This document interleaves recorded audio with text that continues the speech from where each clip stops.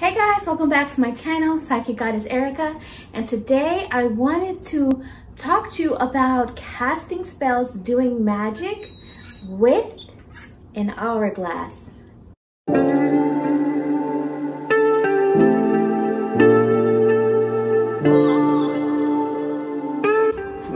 While you're here, go ahead and make sure you hit that subscribe button as you tune in. Don't forget to like, comment, and share if you enjoy my content. And you can also hit that bell icon, the notification icon as well if you like, so you receive an alert whenever I post new content. My Instagram is PsychicGoddessErika. That's Erika with a K, E-R-I-K-A. And if you would like to book a personal reading with me, the information on where you can go to do that will be below in the description. So let's go ahead and talk about casting spells with an hourglass, doing magic with an hourglass. And in case you guys are curious, if you wonder why there's times that I spell magic with a K in it, what that is not that I don't know how to spell, but what that is it makes a difference, it distinguishes the difference between stage magic and tricks versus actual magic and energy and spell work and manifestation. So that's where that comes in. And I can't remember who is responsible for originally distinguishing that difference with the spelling, but I'm sure that's a Google search away. So when it comes to this is one of those things that Spirit kind of just downloaded me with information and channeled information to me, as well as most of the spells and magic that I do are things that are pretty simple and that can be done with everyday tools. And I'm not saying that I'm the only person that has thought of this as a spell, as magic. All I'm saying is nobody taught it to me. No person taught it to me. It just Spirit told it to me, downloaded the information to me. And I believe a lot of people receive the same information. It's just that not everybody puts it into play. So when I like to do very simple magic, things that I do every day or see every day or enjoy that make me happy. I like to turn it into something functional that is manifesting or healing or creating for me in terms of magic.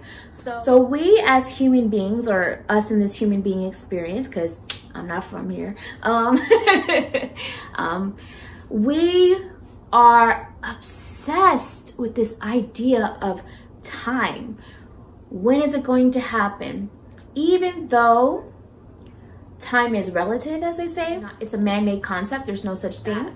It's not a real thing. It's a man-made concept. However, we have grown quite attached to this concept. So I wanted to use a tool to do magic that represented the concept of time, and to use it to my advantage of how we view time as human beings. So I was trying to think of things that I could use to do magic with that would represent that, and Spirit said, oh, an hourglass. I love hourglasses because they can be decorative, and they also have this like ancient wisdom feel, like this historical feel of magic to me. Like they've always represented something kind of witchy and mystical.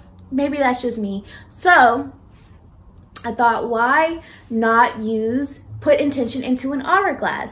And so when I say an hourglass, it doesn't mean that it has to be a full hour, because I know some of them that are made, they're 30-minute glasses. They last only 30 minutes, or they last 10 minutes, or whatever it is.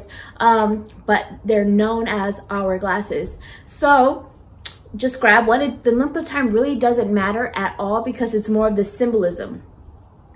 So what I got to do with it is to set an intention, and every time you turn it,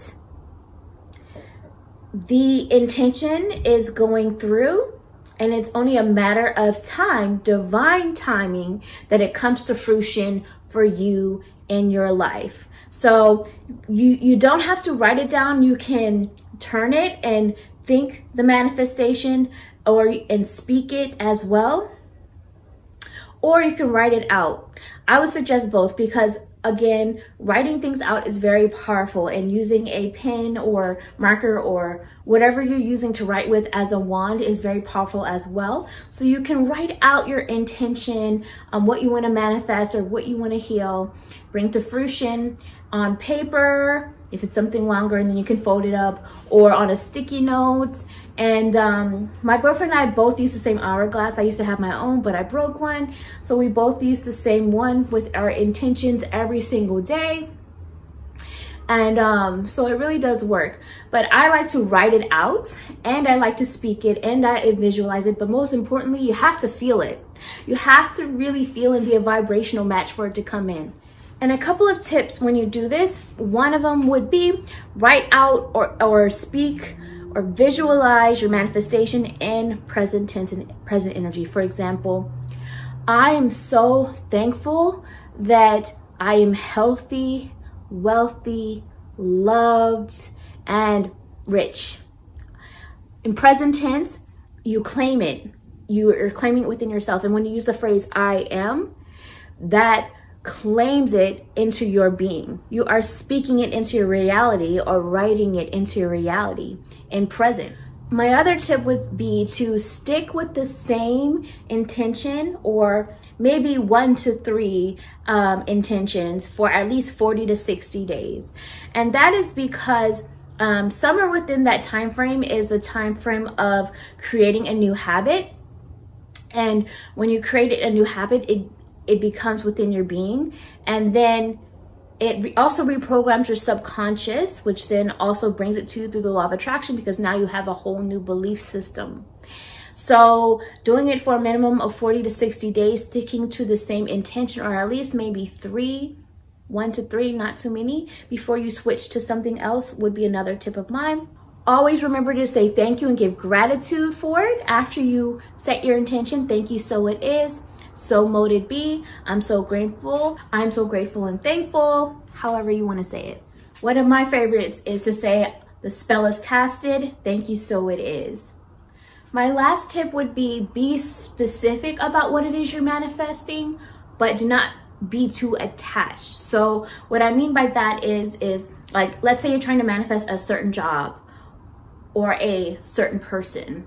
You know, I'm really against trying to manifest a certain person, or even a job for that matter. Like, what you want to do is be specific about the energy of what you want in your life, how you feel in the situation, how they treat you, the dynamics of it, even if it's like a job, the environment you want to be in, the benefits you'll be getting, etc., etc. Those are just some examples. So much more. Like, be specific about all of the energy of it, but do not remain attached to it. It has to be this job at this location only, or it has to be this person and this is my only option. Because what that is doing is, you have to remember that in order for your manifestation to come to fruition, it has to be a vibrational match with your energy, especially if you're dealing with another person or people involved in a work situation. That's a lot of energy, and they may or may not be on the same path as you. They may or may not want the same things, honestly and truthfully.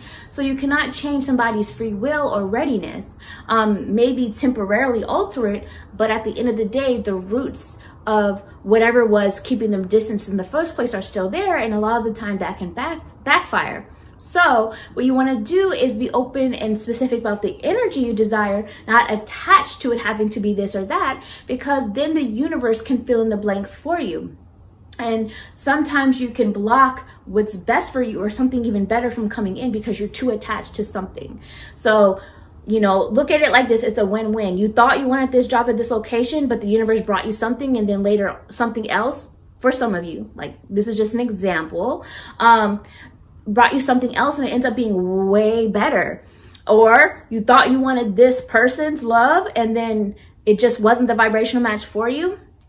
The universe brought you someone so much better, and you may not realize it till much later on in time. So when you do this, know that if you have a certain specific attachment to a person or a goal or environment and it gets removed, then that means it's still working. You might think it's a failure in the moment, but the spell is still working. It got that thing out of the way. So what is really for you can come in divine timing and replace what you thought you wanted. And it will end up being a lesson anyway. At the end of the day, it's a lesson, it's a growth. So it's still a beautiful, it's still a win-win either way. So this is why I say I really highly suggest being open-minded to the energy of what you want, need, deserve, and desire, and not being attached to it being this or that.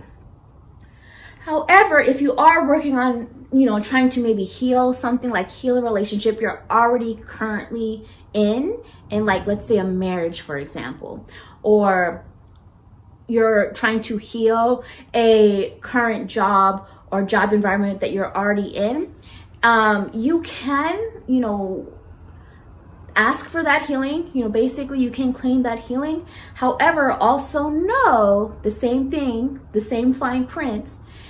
If it's not a vibrational match for you, the healing is being removed from it.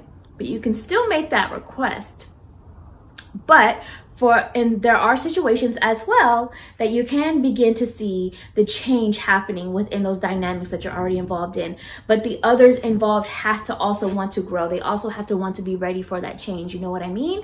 So you may begin to see improvements in that healing in that current relationship or marriage or job situation if the others involved are also in a place of openness and readiness to grow and heal. But if they're not, and if they do get removed or the healing or things get worse, then know that that is the healing happening. Spirit is trying to show you that, hey, this isn't for you. I'm trying to remove it so that you can heal and find something better. So hopefully that makes sense. But most importantly, have fun with it. Enjoy it. It's not supposed to feel like work. If you are trying to manifest something or do spell work and it feels like work to you, it feels like a task, or if you're just not in a place of positive vibration and excitement for it, it's not the time to do that magic. It's not the time to do that spell. Like, wait until you are at least neutral, if anything. Neutral in feeling, meaning you're not very sad or angry or desperate or fearful, and you're not extremely like in fairy tale land either, if that makes sense. You want to be as neutral as possible, at least in terms of where your mind is at about it, so that you're open to receiving what's in your highest good. But you're also, you need to be able to be in that feeling of that vibrational feeling of what it is you're calling in. So like, if you're trying to manifest for money, you don't want to do magic and you don't want to do a spell when you feel broke, right? You want to do it like, you want to wait until you have some sort of feeling of abundance. So for example, maybe somebody buys you a lunch and then you feel grateful for that and you feel that moment of abundance and prosperity given back to you. Okay, hold on to that energy, and then that maybe you want to later remember that and go back to that feeling, and that is when you want to cast or do the money spell. Or let's say you find some money on the ground, no matter how small or big it may be, and you just feel like, wow, this is a sign. That's when you want to do the prosperity, the money spell. Or when you know what I mean? Like when you feel prosperous, that's when you want to do it, because you're already in the vibration of it. And that is when more will flow to you.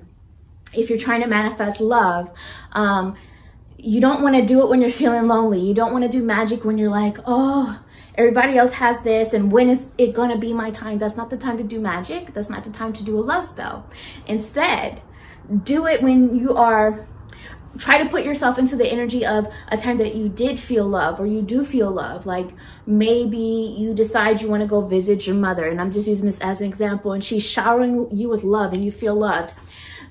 That's when you want to do a love spell. You know, when you can feel what love feels like and you're feeling the joy and you want more of that feeling. Or maybe you went out and someone was paying you attention and you felt like you had it going on, like they were flirting with you or something.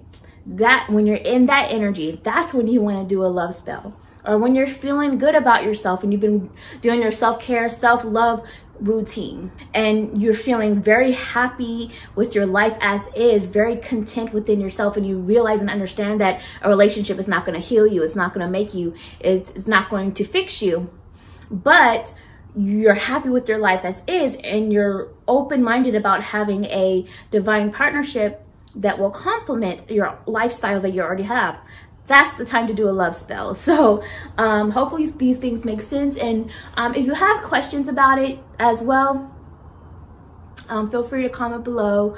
But that's kind of that's kind of all I have right now, information in summary. But enjoy it. I hope you enjoyed this video. I also have some videos up on candle magic.